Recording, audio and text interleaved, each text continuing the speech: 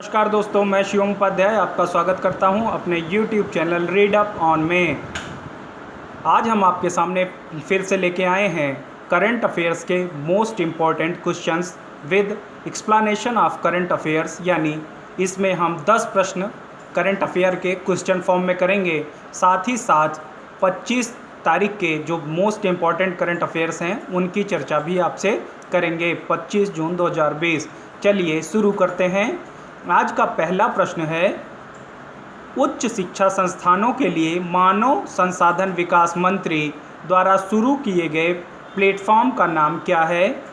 ए शक्ति 2.0, बी युक्ति 2.0, सी दीक्षा 3.0, डी शिक्षा 1.0।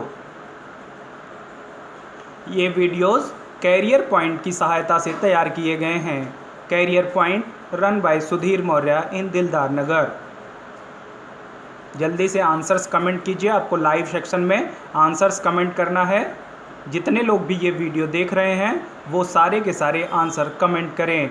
अगर आप अभी आंसर कमेंट करने से डर रहे हैं कि मेरा गलत हो जाएगा, तो सोचिए जब एग्ज़ाम में आपको करना होगा तो आप कैसे कर पाएंगे।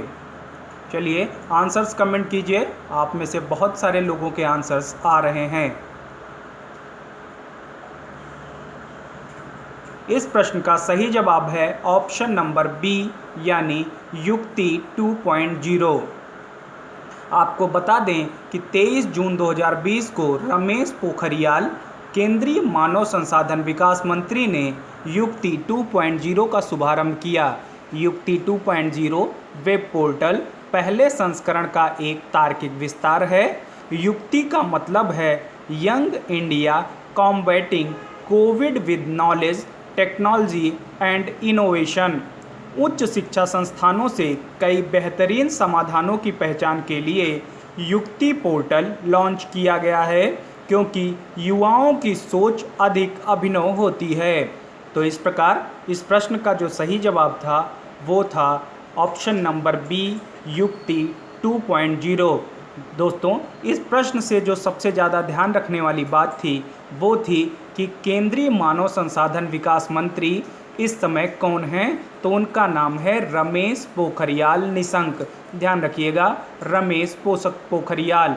मंत्रालयों के मंत्रियों से संबंधित सवाल एग्जाम में पूछ लिए जाते हैं, तो बिल्कुल इसको चाहे तो आप मोस्ट इम्पॉर्टेंट के रूप में नोट भी कर सकते हैं। जब आप ये प्रश्न कर रहे हों तो आप अपने साथ कॉपी और पेन लेकर आया कीजिए, ताकि जो भी इम्पॉर्टेंट इन्फॉर्मेशन इस वीडियो में दी जाए उसे आप नोट कर सकते हैं। बढ़ते हैं अगले प्रश्न की तरफ। प्रश्न नंबर 2, किस ई कॉमर्स पोर्टल ने विक्रेताओं को मूल देश का उल्लेख करना अनिवार्य किया है? ऑप्शंस दिए गए हैं। ए गवर्नमेंट ई मार्केट प्लेस यानी GEM, electronic market EM, national electronic market NEM, D इनमें से कोई नहीं। आपको बताना है कि इसमें से कौन सा सही है। अपने आंसर्स कमेंट कीजिए।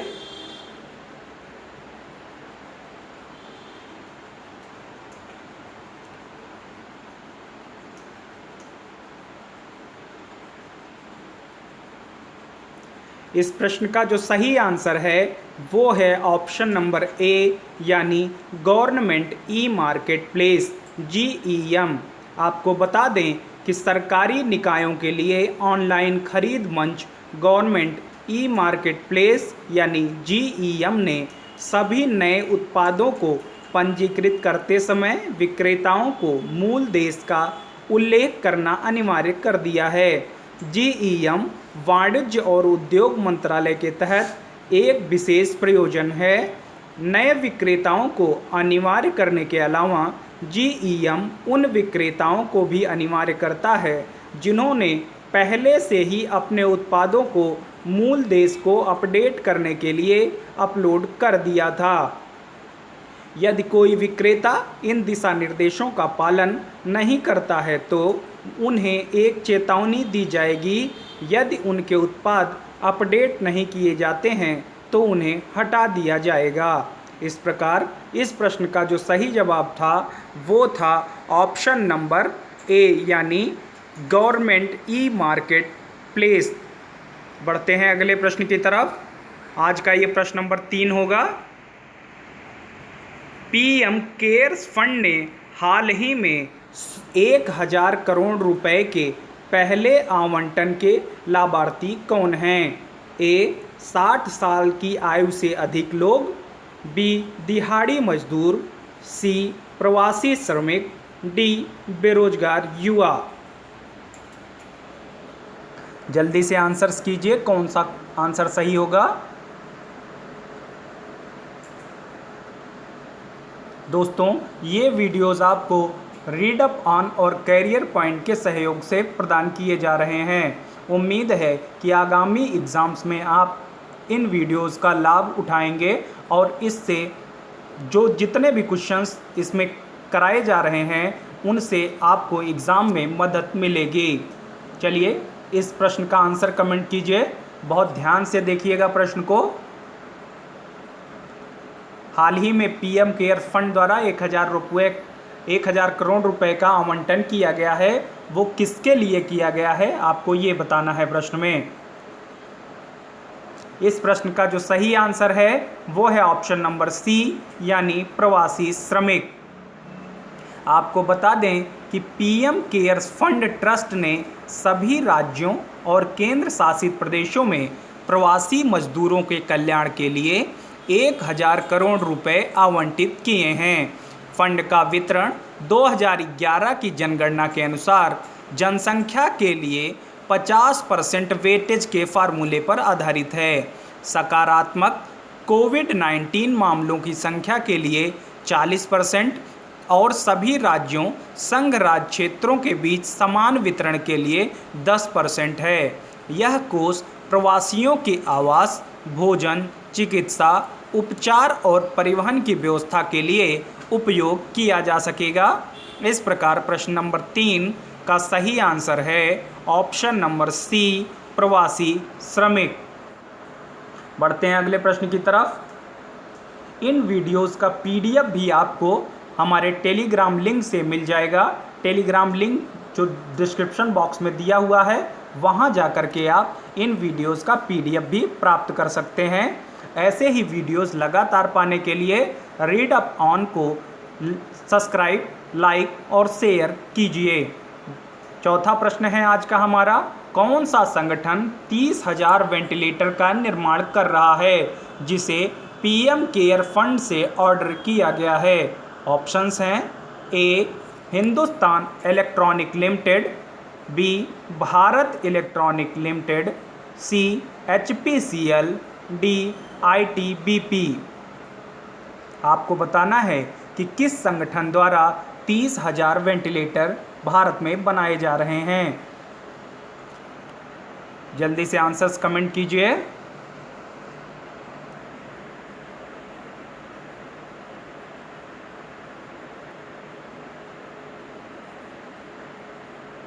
इस प्रश्न का जो सही आंसर है वो है ऑप्शन नंबर बी यानी भारत इलेक्ट्रॉनिक्स लिमिटेड। आपको बताते चलें कि भारत सरकार ने आत्मनिर्भर भारत बनाने के लिए 50,000 मेड इन इंडिया वेंटिलेटर के लिए पीएम केयर फंड से 2000 करोड़ रुपए आवंटित किए हैं। 2000 करोड़ रुपए की पूरी राशि पीएम केयर्स ट्रस्ट द्वारा दी गई है। इन वेंटिलेटरों को देश भर में प्राथमिकता के आधार पर विभिन्न सरकारी संचालित कोविड-19 अस्पतालों में आपूर्ति की जाएगी। आज तक कुल 1340 वेंटिलेटर डिलीवर किए जा चुके हैं, जबकि कुल 2923 वेंटिलेटर निर्मित किए गए हैं। इन वेंटिलेटरों का निर्माण सरकारी स्वामित्व वाली कंपनी BEL अर्थात भारत इलेक्ट्रॉनिक्स लिमिटेड द्वारा किया जाएगा। इस प्रकार प्रश्न का सही आंसर था ऑप्शन नंबर बी यानी भारत इलेक्ट्रॉनिक्स लिमिटेड। बढ़ते हैं अपने अगले प्रश्न की तरफ। प्रश्न नंबर 5, राष्ट्रीय सांख्यिकी कार्यालय यानी नेशनल स्टैटिस्टिकल ऑर्गेनाइजेशन के अनुसार 2017 के लिए क्रय शक्ति क्षमता यानी परचेजिंग पावर पेरिटी के मामले में दुनिया की सबसे बड़ी अर्थव्यवस्था के रूप में भारत की रैंक क्या है? पीपी के आधार पे भारत की रैंक बतानी है आपको। ऑप्शंस हैं आपके 3, 4, 5, 7। जल्दी से आंसर्स कमेंट कीजिए आप सभी लोग। आप में से कुछ लोग बहुत अच्छा आंसर कमेंट कर रहे हैं। काफ़ी सारे लोगों के लगभग प्रश्न सही हो रहे हैं। जल्दी से आंसर कमेंट कीजिए।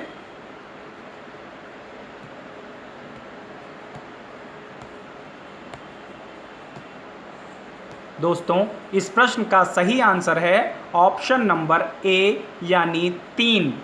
आपको बता दें कि राष्ट्रीय सांख्यिकी कार्यालय अर्थात एनएसओ ने हाल ही में घोषणा की है कि भारत ने 2017 के लिए क्रय शक्ति समानता या समता के मामले में चीन और अमेरिका के बाद तीसरी सबसे बड़ी अर्थव्यवस्था के रूप में अपनी स्थिति बरकरार रखी है। सरकार ने विश्व बैंक के आंकड़ों के हवाले से कहा है कि भारत पीपीपी के संदर्भ में वैश्विक सकल घरेलू उत्पाद अर्थात जीडीपी के कुल 119,547 बिलियन में से 8,051 बिलियन डॉलर में 6.7% की हिस्सेदारी है। यानी जो वैश्विक जीडीपी 1,19,547 बिलियन डॉलर की है, उसमें भारत की जो हिस्सेदारी है वो 6.7% अर्थात 8,051 बिलियन डॉलर की है। वैश्विक वास्तविक व्यक्तिगत खपत और वैश्विक सकल पूंजी निर्माण में पीपीपी आधारित हिस्सेदारी के मामले में भी भारत तीसरी सबसे बड़ी अर्थव्यवस्था है। इस प्रकार प्रश्न का सही जवाब था ऑप्शन नंबर ए 3। बढ़ते हैं अगले प्रश्न की तरफ। अगला प्रश्न है हमारा प्रश्न नंबर 6।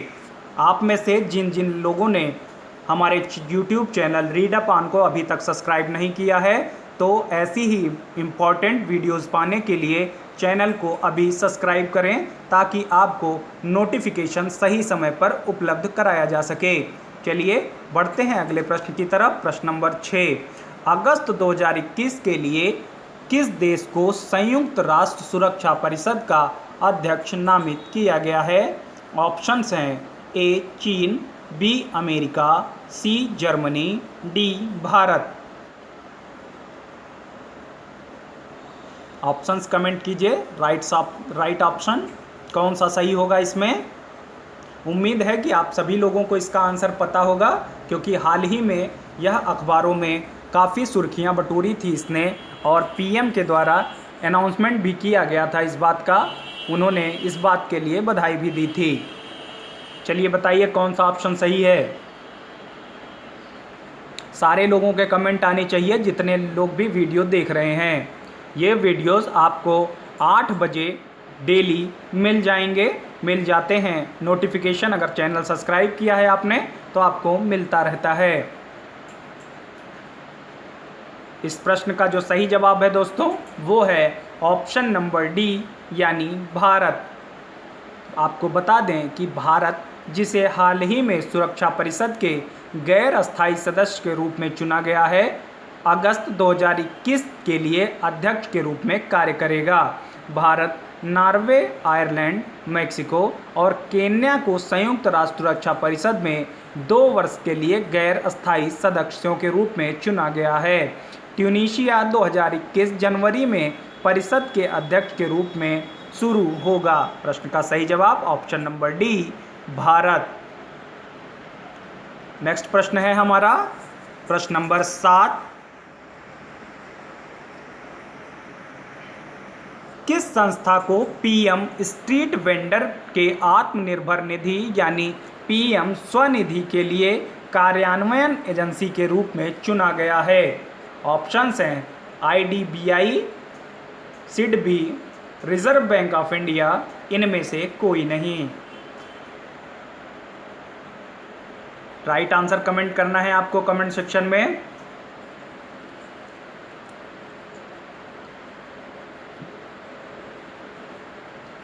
जल्दी से कमेंट कीजिए, इंतज़ार कर रहा हूँ आप लोगों के कमेंट का।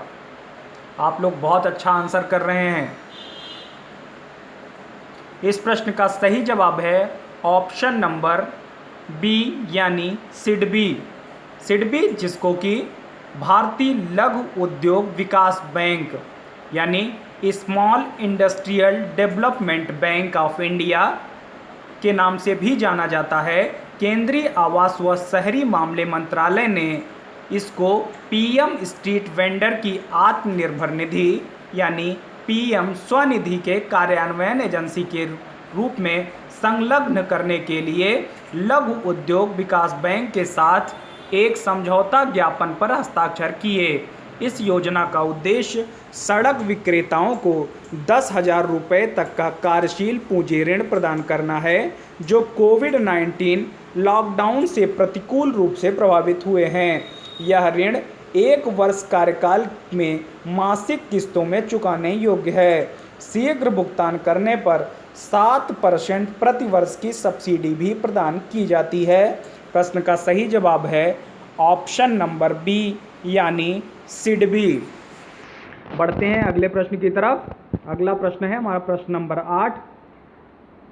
आप लोगों को लास्ट में अपने स्कोर कमेंट सेक्शन में कमेंट करना है कि कितना सही हुआ, यानी 10 प्रश्न में से अगर आपके 8 सही होते हैं तो आपको कमेंट सेक्शन में ये बताना है कि आपके कितने प्रश्न सही हुए। इससे आप अपने आप को बाकी लोगों से कंपेयर कर पाएंगे। चलिए बढ़ते हैं प्रश्न नंबर 8 की तरफ। स्वीडिश मैपिंग प्रौद्योगिकी कंपनी मैपिलरी का अधिग्रहण किस प्रौद्योगिकी कंपनी ने किया है? ऑप्शंस हैं Facebook, Google, Yahoo, Mozilla. Answers comment कीजिए आप लोग। इस प्रश्न का जो सही आंसर है वो है option number A Facebook. Facebook ने हाल ही में स्वीडिश मैपिंग प्रौद्योगिकी कंपनी मैपिलरी का अधिग्रहण किया है। मैपिलरी क्राउड सोर्स चित्र, स्मार्टफोन और अन्य प्रकार के कैमरों से योगदान दिए गए चित्रों को एकत्र करता है। इसके बाद यह एक वास्तविक समय 3D मानचित्र के लिए कंप्यूटर विजन तकनीकी का उपयोग करता है। इस तकनीकी में ऑगमेंटेड रियलिटी ग्लास और वर्चुअल रियलिटी हेडसेट जैसे विकास के तहत फेसबुक उत्पादों का समर्थन करने की उम्मीद है। प्रश्न का सही जवाब ऑप्शन नंबर ए फेसबुक। बढ़ते हैं अगले प्रश्न की तरफ। अगला प्रश्न है हमारा प्रश्न नंबर 9। कौन सी कंपनी भारत की पहली 150 अरब डॉलर के मूल्य की कंपनी बन गई है और हाल ही में शुद्ध ऋण मुक्त भी हो गई है? ऑप्शंस दिए गए हैं Reliance industries, Tata telecom, Google India, Wipro. जल्दी से बताइए इस प्रश्न का कौन सा सही जवाब है। आपके पास लगभग 10 सेकंड का समय है।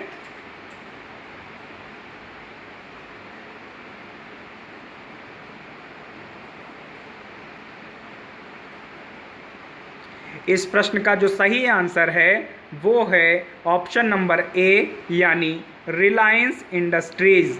आपको बता दें कि रिलायंस इंडस्ट्रीज़ ने हाल ही में 150 अरब डॉलर मूल्य के छूने वाली पहली भारतीय कंपनी बन गई है। रिलायंस यह उपलब्धि हासिल करने वाली पहली भारतीय कंपनी है। कंपनी मार्च 2021 के अपने लक्ष्य के आगे शुद्ध ऋण मुक्त हो गई है। इस घोषणा के बाद रिलायंस के शेयर में काफ़ी तेज़ी देखी गई। 31 मार्च 2020 को रिलायंस का ऋण 1,61,035 करोड़ था। लॉकडाउन के बावजूद 58 दिनों की अवधि में रिलायंस इंडस्ट्रीज़ 1,68,818 करोड़ रुपए जुटाने में कामयाब रही। इस प्रकार यह शुद्ध ऋण से मुक्त हो गई। तो इस प्रकार प्रश्न का सही जवाब option number A Reliance industries. बढ़ते हैं अपने अगले प्रश्न की तरफ जो कि है 10वां प्रश्न हमारा। प्रश्न है $1,50,000 शतरंज मास्टर्स टूर्नामेंट में भाग लेने वाले पहले भारतीय कौन बने हैं? A S Sharath, B P Harikrishna, C H P Das, D S Srikanth. आपको बताना है कि $1.5 शतरंज मास्टर्स टूर्नामेंट में भाग लेने वाले पहले भारतीय कौन हैं? पहले भारतीय या लास्ट भारतीय, इससे संबंधित सवाल एग्जाम में पूछे जाते हैं। स्पोर्ट्स से संबंधित तो सवाल 100% आपको हर एग्जाम में देखने को मिलते हैं। इस प्रकार ये क्वेश्चन आपके लिए मोस्ट इम्पॉर्टेंट हो जाता है। आपको बता दें कि इस प्रश्न का जो सही आंसर होगा वो होगा ऑप्शन नंबर बी, यानी पी हरिकृष्णा। भारतीय grand master P Harikrishna $1 million के मैग्नस कार्लसन चेस टूर्नामेंट में भाग लेने वाले पहले भारतीय हैं जो $1.5 शतरंज मास्टर्स के साथ जारी है। चेसेबल मास्टर्स एक 12 खिलाड़ी टूर्नामेंट है जिसे दुनिया के शीर्ष 6 खिलाड़ियों द्वारा शास्त्रीय रैंकिंग सूची में खेला जाना है, जिसमें नॉर्वे के मैग्नस कार्लसन, चीन के लिंग डेरेन और यूएसए के फैबियानो कारुआना शामिल हैं। प्रश्न का सही जवाब option number B, P Harikrishna. ध्यान रखिएगा, इसको नोट भी कर सकते हैं मोस्ट इम्पॉर्टेंट करंट अफेयर्स के रूप में, most important sports current affair के रूप में। ठीक है, ये थे आज के हमारे डेली करंट क्विज के 10 प्रश्न। आप सभी के जितने भी नंबर हैं वो आप लास्ट में करंट अफेयर्स के लास्ट सेक्शन में, जो कमेंट सेक्शन है, वहाँ स्कोर कर दीजिएगा। चलिए अब चर्चा करते हैं कुछ most important descriptive current affairs के। साथ ही साथ ध्यान रखना है आपको कि इस वीडियो के बाद 9 बजे डेली जो साइंस की क्विज होती है हमारी, वो क्विज होगी। आज उसमें आपके 30 प्रश्न शामिल किए गए हैं जो कि फिजिक्स से रिलेटेड हैं। चलिए चर्चा करते हैं डिस्क्रिप्टिव करंट अफेयर्स की, जो कि कुछ इम्पॉर्टेंट करंट अफेयर्स हैं। केंद्रीय मंत्रिमंडल ने अंतरिक्ष गतिविधियों में निजी क्षेत्र की भागीदारी को मंजूरी दी। भारत सरकार का यह लंबे समय से प्रतीक्षित कदम वैश्विक अंतरिक्ष अर्थव्यवस्था में महत्वपूर्ण खिलाड़ियों में से एक के रूप में भारत की स्थिति स्थापित करने के लिए अत्यधिक महत्वपूर्ण है। यह निर्णय पूरे अंतरिक्ष क्षेत्र में नई ऊर्जा और आयाम लाएगा, जो लंबे समय में अंतरिक्ष क्षेत्र को आत्मनिर्भर और तकनीकी रूप से उन्नत बनाकर एक आत्मनिर्भर भारत के निर्माण में भी मदद करेगा। इन स्पेस और NSIL की भूमिका। मंत्रिमंडल ने भारतीय राष्ट्रीय अंतरिक्ष संवर्धन प्राधिकरण केंद्र यानी इन स्पेस की स्थापना को मंजूरी दे दी है। अनुकूल नियामक और उत्साहजनक नीतियों के माध्यम से इन स्पेस के पास विभिन्न अंतरिक्ष गतिविधियों में निजी क्षेत्र का मार्गदर्शन करने की जिम्मेदारी होगी। सरकारी स्वामित्व वाली उद्यम न्यू स्पेस इंडिया लिमिटेड यानी NSIL की स्थापना मार्च 2019 में हुई थी। NSIL के पास अंतरिक्ष गतिविधियों में निजी क्षेत्र को प्रोत्साहित करने के लिए आर्थिक और सामाजिक नीतियों को बदलने की जिम्मेदारी होगी। बढ़ते हैं अगले करंट अफेयर की तरफ। जम्मू और कश्मीर में देविका और पुनेजा पुल का उद्घाटन किया गया है।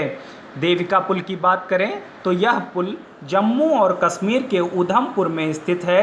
75 लाख रुपए की लागत से बने इस पुल ने आसपास के स्थानीय लोगों की 70 साल पुरानी मांग को पूरा किया। भारतीय सेना के उत्तरी कमान का मुख्यालय उधमपुर में स्थित है। यातायात के मुद्दों को हल करने के अलावा यह पुल भारतीय सेना के वाहनों और काफिले के लिए एक सहज मार्ग प्रदान करेगा। यह पुल 10 मीटर लंबा है। तो इस प्रकार इस पुल की जो 70 साल पुरानी मांग थी उसे पूरा कर दिया गया है। बात करते हैं पुनेजा पुल की, तो यह पुल जम्मू और कश्मीर के डोडा जिले में भरदवाह शहर में स्थित है। इस पुल के निर्माण की लागत 4 करोड़ रुपए थी। यह पुल 50 मीटर लंबा है। इस प्रकार आपने देखा कि जम्मू कश्मीर में 2 पुलों का उद्घाटन किया गया है। बढ़ते हैं अगले करंट अफेयर की तरफ।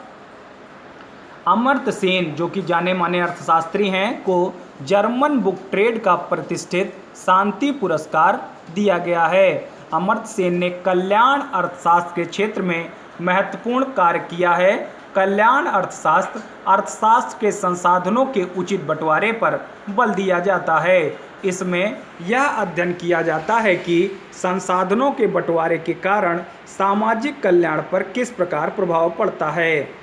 यह प्रत्यक्ष रूप से आय वितरण से संबंधित है। आइए बात कर लेते हैं अमर्त्य सेन के बारे में।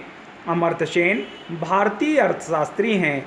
उनका जन्म 3 नवंबर 1933 को बंगाल में हुआ था। वर्ष 1998 में अर्थशास्त्र के क्षेत्र में योगदान के लिए उन्हें नोबेल पुरस्कार से सम्मानित किया गया।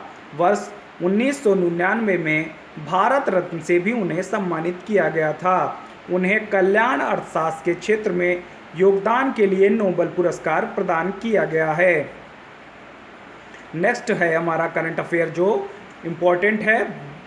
IM विजयन की सिफारिश पद्मश्री के लिए की गई है। IM विजयन 79 से अधिक मैचों में 40 गोल किए हैं। उन्होंने 2003 में अर्जुन पुरस्कार, इसके अलावा वर्ष 1993, 97 और 99 में सर्वश्रेष्ठ भारतीय प्लेयर ऑफ द ईयर से भी सम्मानित किया गया था। पद्मश्री के बारे में जानकारी दे दें आपको तो पद्मश्री भारत का चौथा सबसे बड़ा नागरिक पुरस्कार है। अन्य 3 सर्वोच्च नागरिक पुरस्कारों में भारत रत्न, पद्म विभूषण और पद्म भूषण शामिल हैं। देश के गणतंत्र दिवस समारोह के दौरान भारत के राष्ट्रपति द्वारा यह पुरस्कार प्रदान किए जाते हैं।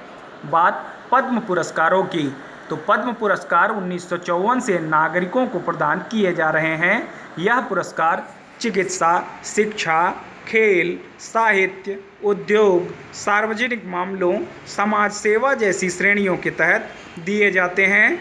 2020 तक लगभग यह पुरस्कार 3123 लोगों ने प्राप्त किया है। बढ़ते हैं अगले करंट अफेयर की तरफ तो PMMY के बारे में जानकारी। PMMY यानी प्रधानमंत्री मुद्रा योजना। सरकार PMMY की शिशु श्रेणी के तहत उधारकर्ताओं को 2% ब्याज उपदान यानी सब्सिडी के रूप में प्रदान करेगी। PMMY के तहत 3 श्रेणी के ऋण प्रदान किए जाते हैं: शिशु, किशोर और तरुण। शिशु श्रेणी के तहत 50,000 तक के संपार्श्विक मुक्त ऋण प्रदान किए जाते हैं। यह लाभार्थियों को दिए जाते हैं। तो इसमें 2% ब्याज अभी सरकार उपादान यानी सब्सिडी के रूप में प्रदान करेगी, ध्यान रखिएगा। अब बात कुछ विविध करंट अफेयर्स की, यानी 1 लाइनर फॉर्मेट में जो करंट अफेयर्स इंपॉर्टेंट होते हैं इनसे संबंधित सवाल एग्जाम्स में पूछे जाते हैं। चलिए देखते हैं। तो यूपी के कुशीनगर एयरपोर्ट को इंटरनेशनल एयरपोर्ट का दर्जा दिया गया है। वहीं पासपोर्ट सेवा दिवस 24 जून को मनाया जाता है, ध्यान रखिएगा। इससे संबंधित सवाल पूछे जाते हैं एग्जाम में, तो ध्यान रखिए बिल्कुल मोस्ट इम्पॉर्टेंट के रूप में कि पासपोर्ट सेवा दिवस 24 जून को मनाया जाता है। वर्ष 2020-21 में भारत की GDP वृद्धि का अनुमान -4.5%, वहीं वर्ष 2021-22 में 6% किया गया है। इसका अनुमान लगाया गया है IMF की विश्व आर्थिक आउटपुट रिपोर्ट द्वारा। रक्षा मंत्री राजनाथ सिंह ने मॉस्को के रेड स्क्वायर में 75वें विजय दिवस परेड में भाग लिया है। तो इससे संबंधित प्रश्न भी बन सकते हैं कि मॉस्को के विजय दिवस परेड में किसने भाग लिया था। विवेकानंद योग विश्वविद्यालय भारत से बाहर दुनिया का पहला योग विश्वविद्यालय है। इसे लॉस एंजलिस अमेरिका में लॉन्च किया गया है। दक्षिणी मैक्सिको में 7.4 तीव्रता वाला भूकंप दर्ज किया गया, यानी मैक्सिको जो कि अमेरिकन कॉन्टिनेंट का, उत्तरी अमेरिका कॉन्टिनेंट का सबसे लैटिन भाग वाला क्षेत्र है, उसमें 7.4 तीव्रता वाला भूकंप दर्ज किया गया है। नेक्स्ट है हमारा, गूगल ने गलत खोज को सीमित करने के लिए खोज छवियों के लिए फैक्ट चेक्ड लेबल शुरू किया हुआ है। यानी कभी कभी हम जो सर्च करते हैं उसमें गलत इन्फॉर्मेशन दी जाती है, इसके लिए गूगल ने फैक्ट चेक्ड नाम का एक लेबलिंग कार्यक्रम शुरू किया है। तो इस बात को ध्यान रखना है। क्वेश्चन बन सकता है कि फैक्ट चेक्ड नाम का लेबल किसके द्वारा शुरू किया गया है, तो आपको आंसर करना है गूगल। ये करंट अफेयर्स 25 जून 2020 से संबंधित थे। साथ ही साथ इस वीडियो में 10 डेली करंट अफेयर क्विज के प्रश्न भी शामिल किए गए थे। आप लोगों के 10 में से जितने भी प्रश्न सही हों आप उसको कमेंट सेक्शन में कमेंट कर दीजिए।